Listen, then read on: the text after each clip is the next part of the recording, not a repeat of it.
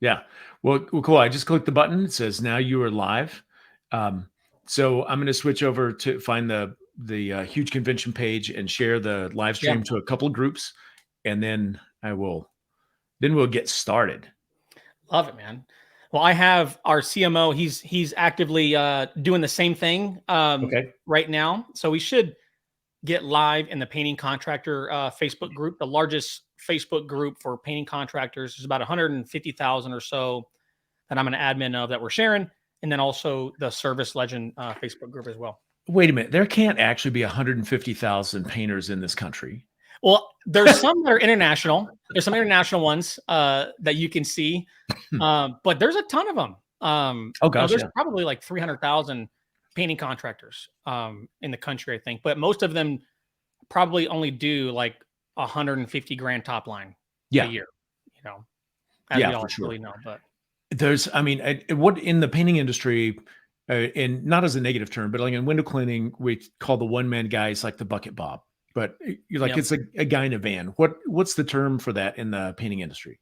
So they usually phrase it as I'm still on the tools, which I know pressure washing does that too. Yeah. Or I still hold the paintbrush, or or something like that. Or I'm still on the brush. So it's like trying to get off the brush is like this phrase that seems to be prevalent with painters. Yeah.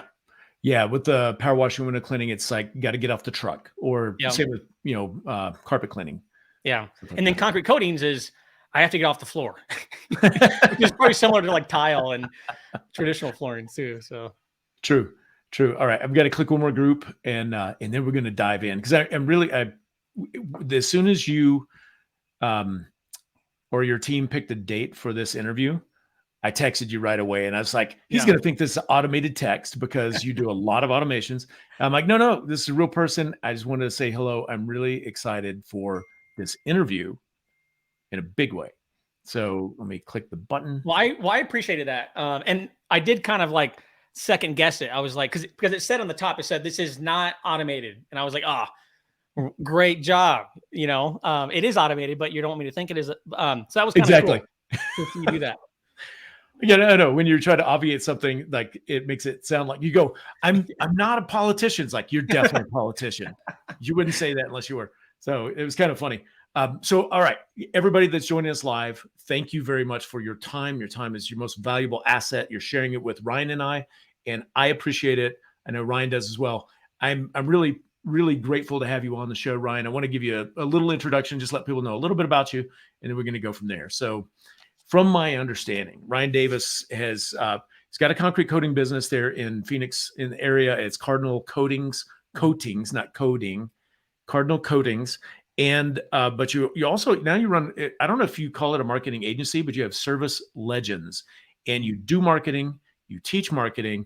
And one of the things that I've just been aware of before I realized you were speaking at the huge convention is that you're really good at long-term automated follow-up. You're like really good, or your team is amazing or something. So I want to dig into some of that. But before we do, we want to get a chance to know you better. Just tell us some more about you. Yeah, I love it. Well, thank you so much for the opportunity, Sid, number one here, and the huge convention, for letting me speak there and talk there and share some value. I really appreciate the opportunity. So a little bit about me. Let me kind of dive into it. I won't go too far back, but I come from a normal family. My parents were in the education system. I always knew I wanted to be in business, an entrepreneur. When I was a kid, I thought it was wearing a suit. And so that got me into sales, because, the look of business, the look of success that I was, excited about at that young age. But I always wanted to be in business for some reason. And I always knew that. But that picture of business success was like a suit, right? And so I ended up getting into sales, spent most of my career in sales, did a couple different industries and marketing, and I was never fulfilled. And when I turned 26, I'm 30 now. When I turned 26, or was it 25, I got let go from a job that was a really good job. And then we had to move in with my parents, and we were just married. We had a young baby. And a lot of us can relate to this. And I'm sharing this part of it because in entrepreneurship and what we're going to learn at the huge convention, is so mission critical in these parts of our, of our journey, is just getting to the right people, getting to the right situations. And I fell into home service. And so I got a job as a commercial estimator for a large multi-million-dollar concrete coating company and flooring company. Yeah. And again, like, like this whole journey, Sid, is so important for others to hear, because it's this journey to success. And I've learned to love the journey versus the destination more. But I didn't realize it then. And so everything was falling in line. But I got a job as a commercial estimator for a large company, and I was doing takeoffs for big jobs, $500,000, $700,000, sealed concrete for UPS and FedEx and these big new colleges. Wow. And it's where I got the opportunity to learn the technical side of everything, labor, timelines, all these different things. I got to get my feet involved into networking, all those different things. But I realized really quickly I was more extrovert. I like to talk, I like to meet people, very ADD. And I didn't want to be behind a screen doing commercial estimating with blueprints all day. So I saw a really awesome company that was local, and I saw that I could help when it come to the sales and the marketing side. It was a residential painting company that was doing a couple $1 million in painting, and they had just started a concrete coating company. And so I knew some of those things. So I got in there, and I just fell in love with home service, and I never found fulfillment until this point. Whether it was football, like whatever it was that I was doing, I just knew that I loved home service. I knew that I loved putting an ad up. Customers opted in. We went out there, sold them a job. I just loved that concept. I loved people. I loved the team. And that company that I went and worked with on the residential side was a company called Steve Holloway Painting in Bakersfield. And they had been in business almost 40 years at that point. So I got to see so many great things, but also a lot of things that I thought could be improved on, whether it was technology, leadership, just new things. And so that was the opportunity moment where I was like, man, like, I think I could build a better home service company. And I really wanted to start a home service company first, a concrete coating company or a painting company. Mm-hmm. But it was a little bit more expensive than starting the marketing company. And so I was at this crossroads, and I came home one day and I was like, I think I could do this, either own a home service company or do marketing for home service companies. Like, there's two needs, and I think I could do it. And the Lord was really putting this heavy on my heart, because I wanted to provide for myself. I wanted to make an impact in the world. And I knew that the Lord was calling me to something amazing. I just knew it. And so we started the marketing company in October of 2019. Mm-hmm. And it just grew incredibly fast.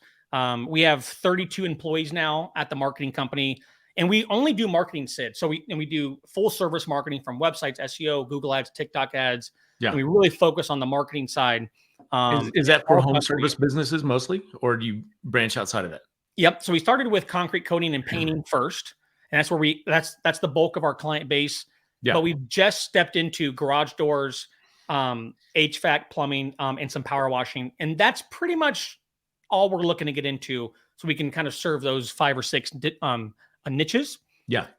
And then a year after I started the marketing company, I started Cardinal, because at that point we had some more resources, and I saw how we were crushing it for all of our clients. And we were just the industry was just starting to really grow and develop.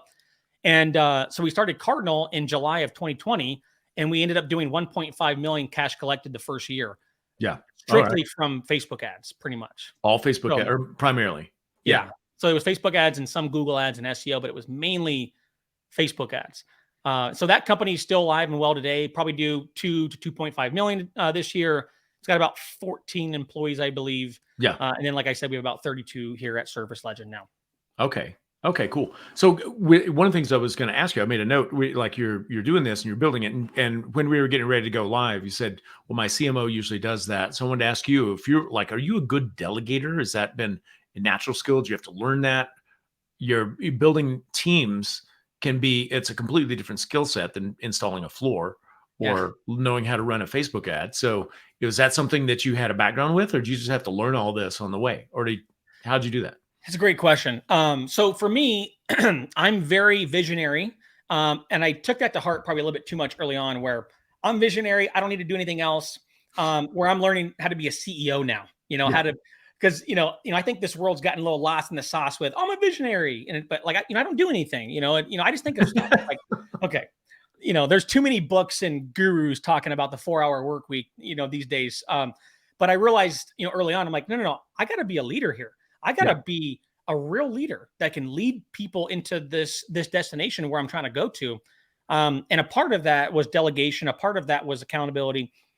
I was, just privileged enough and blessed enough where I got myself in the right situations, and I got some really good mentors in the agency side and also the home service side. I'm really good buddies with Tommy Mello, Brandon Vaughn, Jeff Gear, and I just got into these worlds where, I've given myself an opportunity to be coached and taught and and poured into, and I think that's a big key to my success. Is I've always been able to know where I stand. So, like, just know the times when it's time to follow. So when I'm in Tommy's presence, I'm just listening. I'm all ears, and I'm learning. And over the past couple of years, all those experiences, the coaches, the mentors, I think that's been the key to learning how to delegate, just learning how to lead, learning how to kind of lift up and encourage your team to kind of execute versus just thinking that you can do it all yourself. Yeah, for sure. It's really curious how a lot of people, if you start from scratch and you're building something, you kind of have to do everything at first, and then you keep going. But it's a weird, it's an illusion to think I can do everything myself, even though we try to. I wanted to ask you, you're in Arizona, Tommy Mello's, and is he in your area, or he's in? Yeah, like he's like literally like 5 minutes. And I went and spoke last week at Vertical Track. Oh, cool. And when he introed me, he was like, look, I don't know where the hell this guy came from, but he just started showing up every day, started bringing some of his key people with him.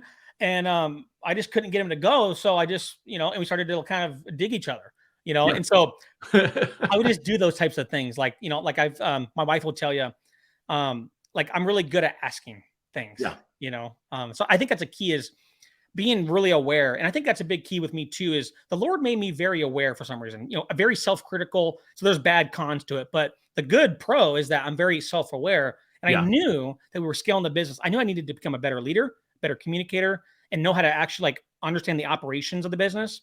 And the right people just got in my life, man. That is cool. Have you met Al Levy? Yep, I just saw Al. We're going to do a webinar with him. He was speaking at Vertical Track as well. Yeah. Okay. Yeah. What an awesome guy. I know he's been a mentor to Tommy.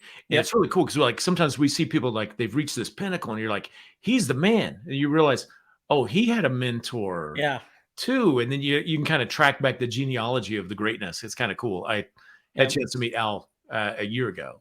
And that guy is just, his story, he was just sharing a little bit that like his family business had like 70 plus employees. It was a plumbing company and just all the different dynamics. It was incredible. And Tommy, he told everyone that the reason why he's at where he's at is because he had Al in his life, and Al's right here in Scottsdale as well. So, that guy's really, really cool. And, and guys like Brandon Vaughn, I met Brandon, a couple of years ago. And he's just been just an amazing big brother to me.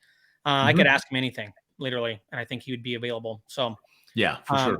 I think having people in your life like that is where you get to learn those things. So, yeah, for sure. All right, let's dive into some nitty gritty, because we like when we do one of these shows and when you're going to be speaking at the huge convention and one of the breakouts, like our goal is always to bring as much value as we can to help people, because a lot of people, I mean, we're all human. We're good at what we're good at. We struggle at the rest, and we're trying to build a business so that we can have either a lifestyle or freedom or take care of our family or whatever your reason is.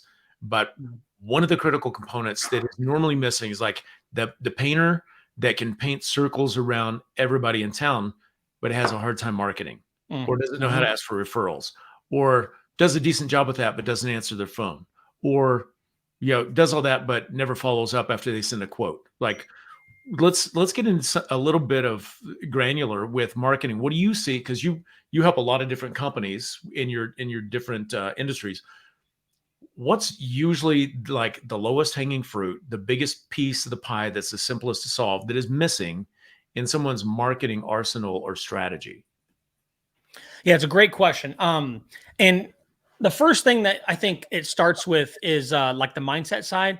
Like you mentioned, where I think one of our mantras that fits well with this is let us handle the marketing and you handle your business, and so I think more, if more contractors could get that through their head, like I had to, and like many others had to, of like that owner operator question you asked, basically, where, it's like there's people, there's programs, there's services that are really, really good at stuff. I don't care what it is. And kind of just realizing from a mindset perspective, number one, that you got to solve for this thing, and that you can either use a service or you can figure it out yourself and pull your hair out. So I think that's just from a mindset perspective first, is starting to like figure out what your capacity control is and what your opportunity costs are. So start with that a little bit. That'll help when you're having to pull your credit card out to hire a marketer. It helps out with that to have the right mindset going into it. But kind of secondary to that, I think most, and I've learned this from Tommy too, most contractors have like one marketing channel that works best. And I reference this to like a lot of like gurus out there right now, like the coaches and consultants. Yeah. They usually only have one funnel, right? Like they have like one ad, one email campaign, and that's it. And when that's not working, their business is not working. Yeah. So, as a home service company, like, let's say that you have really good Google ads and really good SEO. We saw Corey Edmonds talk about this recently in the Conquer Facebook group, where there was a lot of things going on. If you have all of your eggs in one basket, when that basket falls, breaks, whatever, or there's new algorithm updates or whatever, or that season, in the business or, of the year doesn't work, you end up scrambling. And so it goes into this proactive versus reactive approach. And so for right now, if everyone's, if you're busy, most people will pull back on the marketing. Or if you're busy, you don't spend as much, pulling back. But what about winter? And that's the biggest thing I see. But what about winter? So a lot of painters, for example, in the winter, November, December, January, February, especially when it's freezing outside in the, the Midwest, East Coast, they don't start thinking about cabinets and interior jobs until then. Yeah. We should be writing blogs right now and doing SEO efforts right now to get somebody ranked for interior painting city name right now. So that way, when somebody's searching for it in Q4 and early Q1, that you're positioned there, and those efforts are being done to get you positioned there right now. Yeah. So that's a big issue, is that there's a lot of reactive marketing, not proactive marketing, especially when it comes to Google. So all the services that that you want 3 to 6 months from now, let's get proactive. Let's start writing the content. Let's start doing the optimization strategies. Let's start building the negative keyword lists on Google. Let's start doing these things now to get prepared for the future. So that's a big thing, is being more proactive with your marketing versus reactive, knowing the offers that are going to be coming up, knowing the holidays that are coming up, knowing, what people are going to be thinking when July 4th happens, when October happens, when, those types of things. So being reactive is not good. I see that a lot with smaller companies when you take your eye off the ball. Yeah. Another thing is being more omnipresent. Tommy talks about this all the time. So a lot of guys, I see it all the time in these groups, is like, well, should I be doing Google ads or Facebook ads? Should I be doing Facebook or TikTok? I heard TikTok's working now. Should I do that? You've got to do everything. Yeah. And even if you spend a little bit on certain platforms or in certain avenues, there's going to be a threshold, to get even into the ball game on certain platforms. If you're a painter right now on Google ads, if you're not spending, $200-$300 a day, you're probably getting a disaster Google ads cost per lead, because you're not even having an opportunity at the table. Wow. In your community. So yeah, there is that as well, but you've got to be omnipresent. So even if you're doing a branded campaign or doing some display campaigns and not spending heavy on search campaigns on Google, do that. Be found there, be aware there, be a lighthouse there at some level for your customers. But even if you're not going to spend, you could do organic, but be omnipresent. Do TikTok reels, do Instagram reels. If you don't have enough money to spend everywhere, do organic. Don't spend money, spend your time to be omnipresent. So you can spend your time or spend money to be omnipresent. If you don't have the money to spend on every single platform, well, be on those platforms organically, right? That doesn't take a lot of money. It takes your time. So I think those couple of things, are kind of what I think could help there when it comes to those things. Sid. Okay. Yeah, that's really cool. So one of the things, like with the being proactive, like have you ever done this? You're like, you get up in the morning, you're like, I've got to go to work. And you go, your back of your head says, I should pack a lunch. And you go, I'm not hungry. And so you don't pack a lunch. Well, guess what? At noon, you're hungry and you don't have a sandwich. Or I mean, you can always go get somebody, but it's like you already know what's going to happen. I live in Montana. I know every year that November it's going to freeze and snow, and we won't see the ground again until May 1st. Like that's what happens. So it's not that difficult to go. The bet, like for me, I'm like, let's just try to plan 6 months ahead. And I go, July is the perfect time to buy a snowblower. You get it for half price, and it's brand new, and somebody needs money. And then January is a great time to buy a motorcycle in Montana because somebody needs extra cash and nobody's riding it. It's worthless.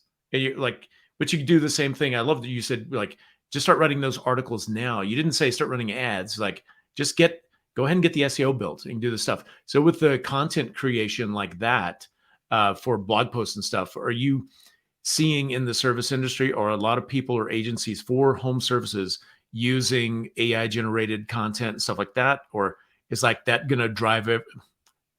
I believe it's a big deal and a game changer. So I'm not going to speak weird about it, but like, is that a great way to go? How are you seeing from your perspective that people go, hey, this is viable. Let's just do that. Like I can write, 15 awesome blog posts in a couple of hours if I use the right AI tool, ChatGPT. I mean, you could probably write the articles, but so you could use it, but you want to have like like for us, a content manager that can actually run. So if you get something out of ChatGPT, you want to put it more into like a fifth grade reading. Level. What do you call it? Like a reading level. Reading level. Yeah. So you want to do those things. We don't write AI content for websites because we still believe that Google is going to push authentic content, which they come out and said that. Yeah. However, Google is talking about their own AI tool. So there could be some things, but even if ChatGPT and AI content writing is going to be more normal, it's all going to be about the editing side of it and kind of the optimization of what you get back from them. Yeah. I would say, like, if you're like a contractor and you're like wanting to do SEO stuff or blogs, like I wouldn't use that to do it because it's not going to be sustainable, number one, because it's still new with Google and the algorithm. It's not like it's like a normal thing in the algorithm and we know what it is. The best case is having a real human write authentic content that is going to convert. And that goes back to the research side as well on the right topics and all these different things. But I would say use like AI for other things. Don't use it for your like SEO content. But I mean, I would use it for content in general, like social media content or emails. You can do that, but not for SEO content where it's going to be attached to rankings. Okay, interesting. Yeah, when we've used it, I'll use it to either generate the idea or make the rough draft, and then even if I have it write an article, I go back through it and put it in my voice, like and just use it as a framework and not a replacement. But and I think the point I was trying to make, and I wasn't very clear about it, was just that there's really no excuse to not get your content done, right? Because that really is low hanging fruit now. I mean, you've got an automatic robot helper to get it done. 100% for everything, emails, job descriptions. It just takes, the quality that's going to be, the output quality is going to be determined by the input quality of the person and kind of that type of stuff. Yeah, for sure. So, being proactive, being omnipresent, when we do our spring marketing push. Well, also too, Sid. Yeah. Also, I want to say about the proactive side about the SEO is that even if we write a blog now that's supposed to be about interior painting, Google is not going to start ranking that site right now anyways. It's it's going to take time for their algorithm to crawl the site, to understand what we're saying, to get it ranked, all those different things as well. So that's that's why it's so important as well, as it takes time to even get it ranked, Right. And it's so long game, short game. The old proverb that says, the best time to plant a tree was 20 years ago. Yeah. The next best time is, people say it's now. I go 19 years ago was probably the second best time, but here we are. But like, now that you're going to be hungry later, or I know now that I'm going to want shade. So go and plant it. Time's passing anyway. I think that's a vital point for SEO that a lot of people miss, because you mentioned it before, like, what's working now, Ryan? What's working now? Should I do Facebook or pay-per-click. You're like, do it all. And then do you subscribe to the philosophy of like kill the weak and feed the strong? Like find out what's working and then double down? Yes, but I think there still has to be efforts on every platform. But like, let's say, and there's different seasons as well. But like, some people will be like, "Oh, well, my Facebook ads are working better than Google right now, so I'm shutting off Google." It's like, okay, let's look into that a little bit. Can we keep branded campaigns? Can we keep competitor branded campaigns? Can we keep the display campaigns? Can we keep a small budget for search when people actually search your name? Is there an opportunity there versus just shutting it off? So that is a good point, but I do think that you have to know what is going to work on each platform, and there has to be like a measurable KPI on each platform. And even if another platform has a larger KPI, a larger ROI during that season or that quarter, whatever it is, it doesn't mean that we shouldn't be spending elsewhere. As long as we understand what the ROI is or the other strategy on that platform is. Yeah. Yeah. Cool. Hey, Jason posted a question. He asked, does moving your Google My Business page hurt your SEO? What do you mean by moving it? Are you referring to maybe the address on your profile? Yeah. Let's give him a minute. I don't think you can move it. You know what I'm saying, Jason? Yeah. Yeah. I think that question requires some clarification. So Jason, pop it in the comments and let us know what you mean by moving. Yeah. And with that, so Ryan, tell me more about Service Legend. I mean, here, let's answer that question first. It's like change the address. Yeah. So the address, yeah, it could. But I wouldn't be as worried about that, about like the SEO side of it. What happens sometimes when you do that is they like automatically suspend the profile. So I see this all the time where you see a contractor change the address where they haven't been doing any recent optimizations in there, not changing anything, not posting in there. And so you make a random change at a random time that's not predictable for them, and they will they will suspend the profile. So that would obviously hurt the SEO because you wouldn't have the profile there until it got back up. So that's something to watch out for, as well as any sudden changes can just suspend it and takes weeks to get it back sometimes. But it's totally normal though to change an address. Google is totally aware that businesses change location sometimes with leases, and they might sell a building and move to a new building. So it's totally normal. Again, you just want to make sure that it's not a random change that you made out of like the only change you made out of 3 months. Mm-hmm. And also too, you might want to consider this is potentially black hat or whatever, but what you could do is just keep that profile available with that current address and then create a new one with the new office and then just keep optimizing that past one. I would do that. And I've done that myself too. Like at Cardinal, we, and Tommy doesn't like this, but, Tommy told me he didn't like this, but, I had, a Cardinals office was in Scottsdale. We moved to Phoenix. And so I have 2 profiles. I have Scottsdale one and I have a Phoenix one. So I would do that. And it's been 2 years since we changed offices and it hasn't been taken down. Okay, cool. Very cool. Hey, I want to shift the conversation a little bit and talk about follow-up. And because for 2 reasons. One, normally, most small businesses are pretty weak at it. Like maybe they do a follow-up call or something, but it's not the norm for a business to have an automated follow-up sequence. And I have been aware of your Service Legends follow-up sequences and like it's really robust. We have a concrete coating company in Montana and a window cleaning company. And so I started seeing all these Instagram ads like Service Legend, we're concrete coating, we'll get you leads. And so I booked it and booked a call and I talked to one of your guys. I was like, okay, I don't feel like this is the right fit for me, but it's very cool. And then I get a text and I get email and I get boom.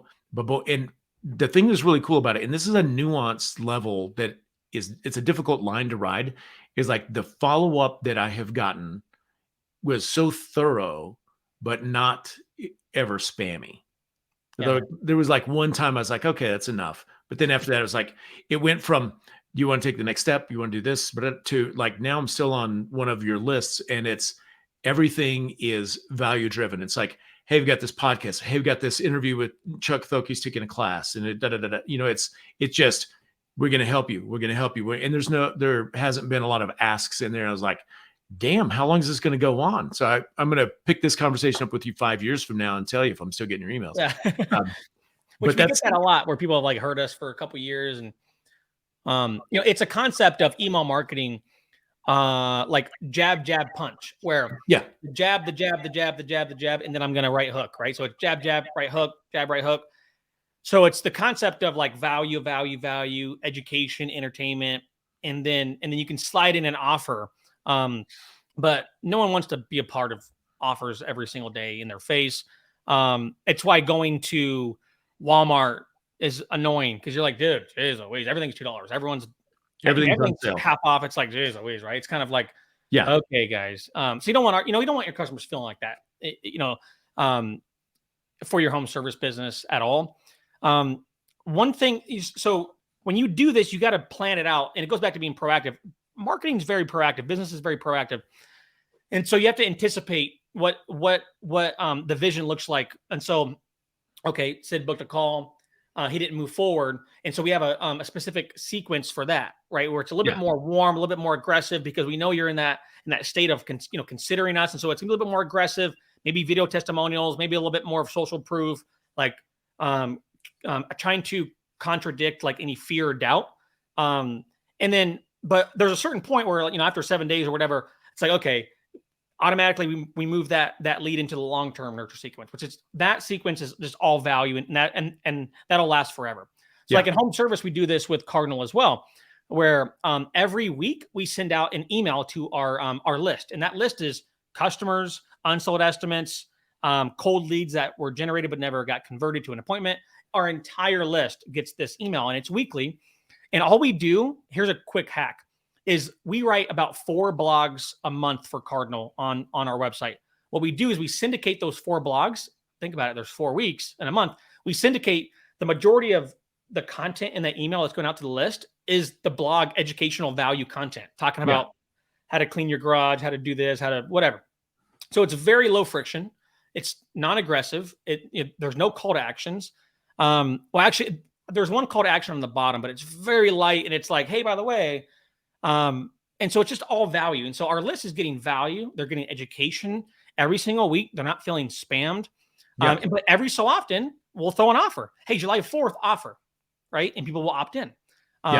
So you got to have consistency around value, around entertainment, around education. And then sometimes you can throw in that jab or that right hook or that offer. But keeping the customers, and even if they're cold customers, they're unsold estimates, keeping them in your ecosystem is key. You want to keep them top of mind, or you want to keep yourself top of mind no matter what. Because even if they're not going to use you, like they might have a friend that uses you. And if they think you guys are great, but it wasn't the right fit, they might refer you too. So there's all types of benefits to doing it. Yeah, for sure. So maybe you have some stats, or at least I'm certain you've got a real general good feel for, like, let's say it's a concrete business, a painter, whatever. You get 100 leads. Now, you don't get in contact with all of them, even though you try. Sometimes people, request and then they ghost. But if I get 100 leads and I end up doing, 50 estimates, how many of those close on the spot? And then how much value do we lose by not following up? Or like how many get like long chained, like they close a week later, a month later, 6 months later? If you're not doing that, what are you risking? What are you losing? Oh my gosh, it's crazy. Well, like there's so many different data points. But like if you get 100 leads in the concrete coating industry and even painting, if you should be able to convert 70% of your leads into appointments, at least 70%. Okay. Now, a lot of like garage door HVAC, these guys dispatch like 90+%. Sometimes like these dispatching situations, but you should be able to convert 70% or more of your leads into appointments. And then ideally you could close at least 30% to 45% on the spot. And then grab another 5 to 15% ideally in follow-up. Ideally, that's where, I like to see that. I was just doing a case study video with one of our clients that was doing like 45% close rate, was just crushing it. But But yeah, so that's how I would see that. And then the missed opportunities, I got to tell you, I would say like the average concrete coating company and painting company and probably even power washing, they're converting probably 20 to 40% of their leads into appointments. It feels like. Wow. So there's money to be made in converting more leads into appointments. There's money to be made in selling more, of course. And then there's also money to be made in the follow-up. And there's money to be made into increasing the average ticket. And if you can just pull those levers and increase lead conversion, increase sales conversion, increase the average ticket, and then increase the follow-up opportunity, that's where it's like, wow. I mean, you see just tens of thousands of dollars added to top line every single month. Yeah. Well, for sure. So what are the key principles for getting the conversion from lead to quote? Like, so that's a big one. And by the way, if any of you want a resource on this, I have a document on this. And so if you DM me on Facebook, I'll give it to you. But it's a lead conversion training that we did for our clients. It's like a 2-hour training. I learned a lot of this early on from guys from Pentech, Jeff Gear, and different things around lead conversion. And I have a whole process for that, like a 10-step system for this actually on how to do it. And it really involves price conditioning. It involves expectations. It involves assertiveness. And there's a specific strategy that you can implement that doesn't just involve being nice, but there's a specific strategy to do it. And the training outlines it like step by step. And if you can do that, you can convert 70% or more. And it involves some of those things I mentioned, but it also involves calling the leads in 60 seconds or less, or 5 minutes or less at the worst. But like just changing that or how you answer the phone, some things that like power selling pros could teach, or those types of things.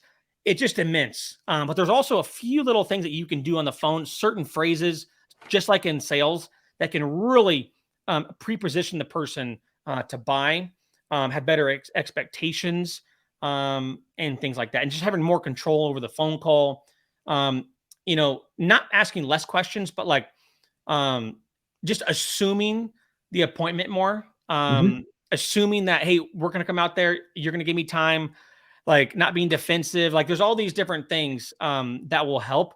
And I've seen it time and time again in our business and others. If they can implement these things, you will convert more leads into appointments and make more money. It's just a fact. Yeah.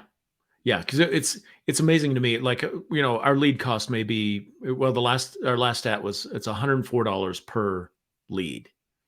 And then if we convert 50% of those, the difference between that and converting 70% of those to an appointment, they're like, that's vast. I've already paid for the lead. Yeah. Like that's $3,000 I'm flushing if I'm not converting 70%. Yeah. The customer acquisition cost goes down significantly if you can do that. And then, so there's and I actually put a calculator together called the Sales and Marketing Key KPI Calculator, and it tracks all these numbers with our clients. And those are the levers that there's sometimes where people hire us and it's like, yeah, we could produce more leads, but you're already getting a decent amount of leads. You just don't know how to convert them at all or sell them. Like that's your real problem, so it's not always the leads, know? Oh, for sure. I've got a friend that went into the mom and pop automotive space, generating leads for mom and pops, and he was generating crazy amounts of leads. And then he would get feedback from the guys, and they're like, these leads suck. We're spending all this money with you and we're not making anything. And he's like, he literally went to one location and said, do you mind if I just go answer the phone? And he answered the phone and he closed like $20,000 of business for them in 2 days. Oh, yeah. And it's like, they just weren't answering phones, going to voicemail. They're like, yeah. What are you One doing? of our first clients in Bakersfield was an HVAC company. And they were saying the same thing. And I remember I went in there and I did the same thing. I was like, look, guys, there's so many leads coming in. And I looked at their CRM. I'm like, these people are engaged. They're emailing back. And they're like, yeah, it's just not going to work. It's not going to work. And so I went in and called, and I knew nothing about HVAC. And I just went in, and the lady had it like, I think it was a repair request. So it's, it's kind of small. But I ended up talking to the lady and booked the appointment.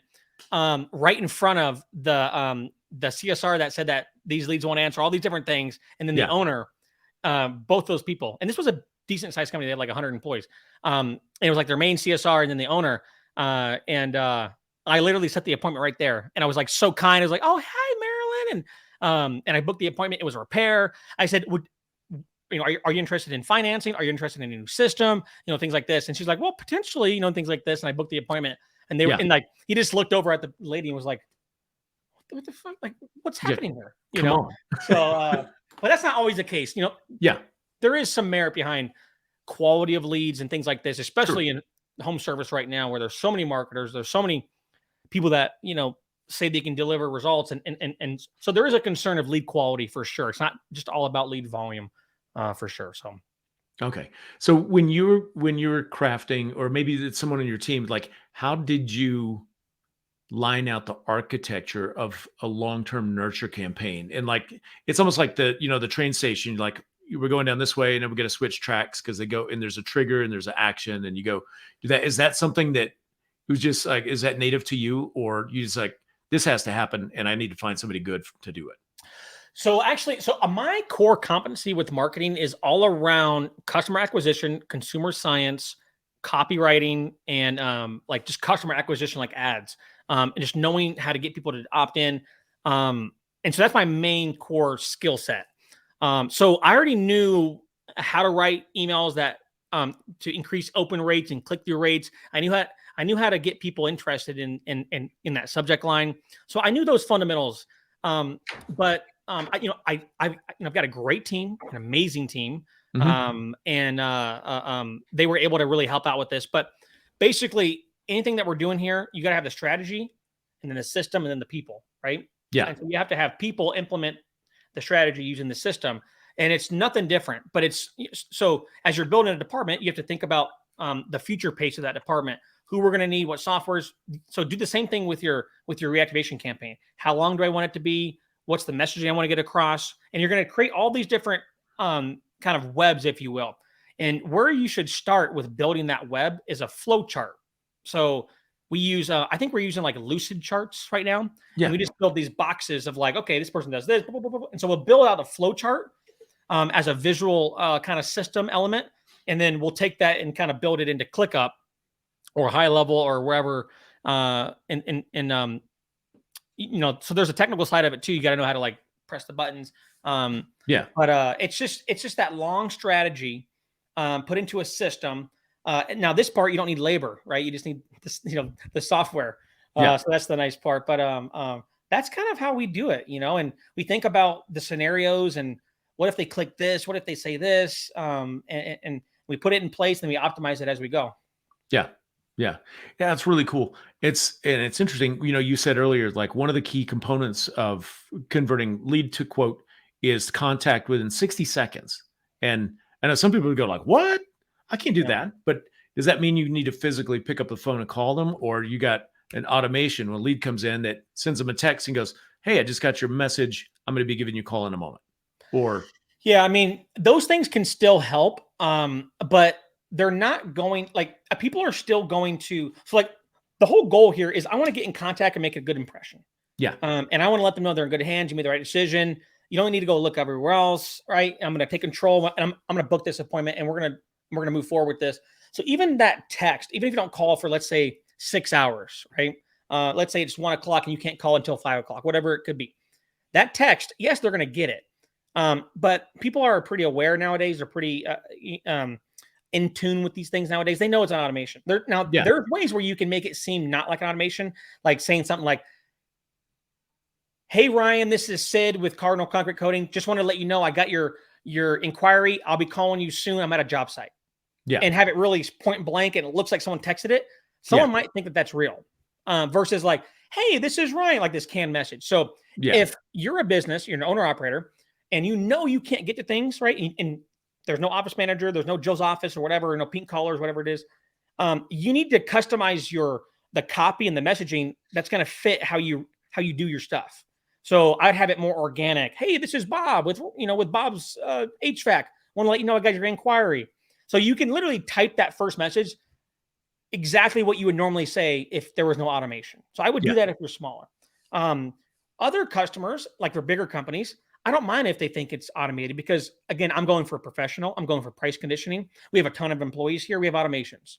So Yeah. there's also that aspect of when they get that text and they know it's a real text, they know it's the owner or whatever, they are thinking it's going to be cheaper, right? If you work, if you hire a HVAC company, it's an owner operator or a smaller company, I don't think it's going to be as expensive as as Ghetto, right? Right. So you have Right. to be careful with how you're doing that and kind of play that along, and because that could affect your sales closing rate, that could affect your average ticket, depending on that. But again, it could be more convenient, right? So you have to kind of balance what you're looking for. But I would say if you can't get somebody to do it, hire somebody to do it for you, or use somebody to do it for you, like a VA, something. Yeah. Because I'm telling you right now, there's a study out that says that if you do not call the lead within 5 minutes, the likelihood of you closing that lead goes down by 80% after 5 minutes, I believe. I know Something like it's that. ridiculous because you go, how can it make that much difference? But those are just the stats. Well, yeah. And so when I call, it's like, I want them to be like, whoa, right? So most contractors don't want them to like, well, I don't want them to feel like I'm just waiting for them. Yes, you do. Dude, let them know that, dude, that they mean everything to you. Like, Yeah. there's no other customers on this world, but like, I'm here for you. And I called you super fast. I saw it. What's going on? How can I help you? Yeah. Dude. Yeah. Because it really does. It's like the first impression that says, you're like, if he's this responsible for that, he's probably going to show up on time. I bet Yeah. he's going to kick ass on the job. That's really cool. I've heard it so often where they're like, well, I don't want them to feel like I'm like, I just need their business. And I'm like, dude, come on. Yeah, you do. Yeah. Yeah. I know there's some companies that sell leads to like multiple Yes. end users. And it's like Yeah. the first to strike usually gets the job. At least they have the better shot. All this time we've been talking, like, I like to nerd out about the stuff and I wanted to find out more about you and stuff, but your topic at the huge convention is the future of marketing for small business. I think I screwed that up, but Well, it's the future of home service marketing. home service marketing. Yeah. Give us a toe dip into what you're going to be teaching and what people can expect when they go there without teaching the whole thing. It's the teaser. Well, I have no clue what I'm going to talk. No, I'm just kidding. You an entrepreneur. You made this up yesterday. I just figured out. No, I wanted to talk about the future of home service marketing because I just think that the landscape is changing so often from algorithm updates, Chat GPT, AI. There's like these one-click Facebook ad setup softwares nowadays where they're claiming that you can just click a button, like 3 buttons, and everything is just perfect. And so there's those things that are happening. And I just see the importance of everyone understanding.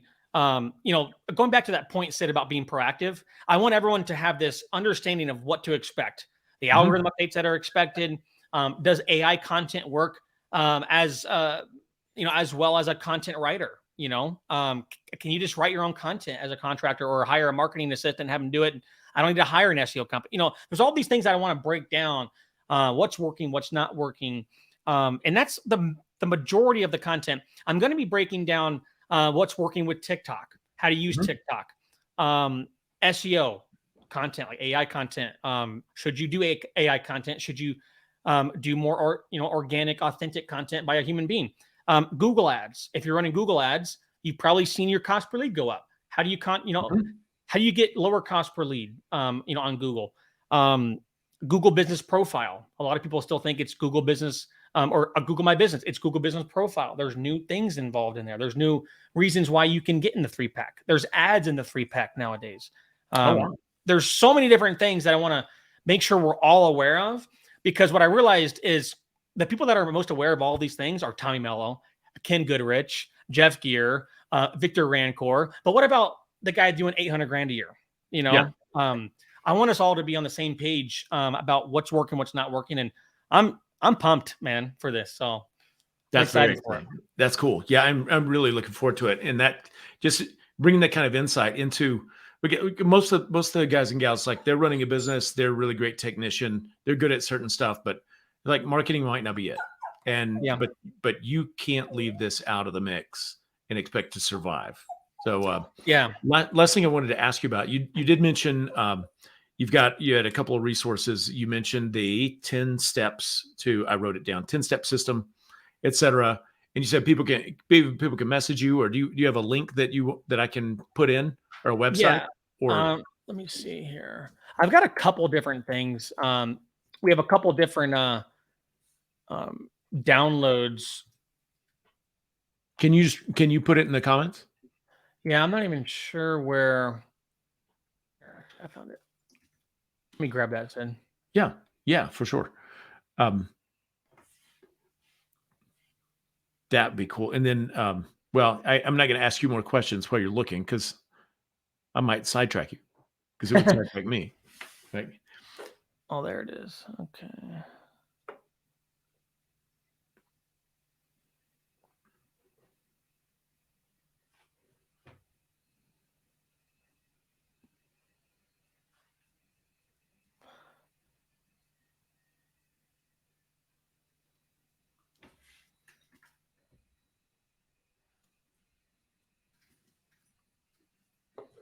And cool. And with that, when you'll get a link or a thing, then I'll republish that on our Facebook page to send it out for people that weren't here live. Yeah. You might have it right here, actually. Oh, did I find it? No. You know what? If it's not, if you don't find it at your fingertips, then it's okay. You can send it to me or something, and I'll make sure and post it up. Yeah, I will send it over to you. We have a Okay. bunch of really cool stuff like this. We have a lead conversion download you can download. There's a 2-hour training. There's Yeah. like all the SMS scripts in there. We have a sales how to close 45% in the home downloads, like a 3-hour training with downloads in there. Okay.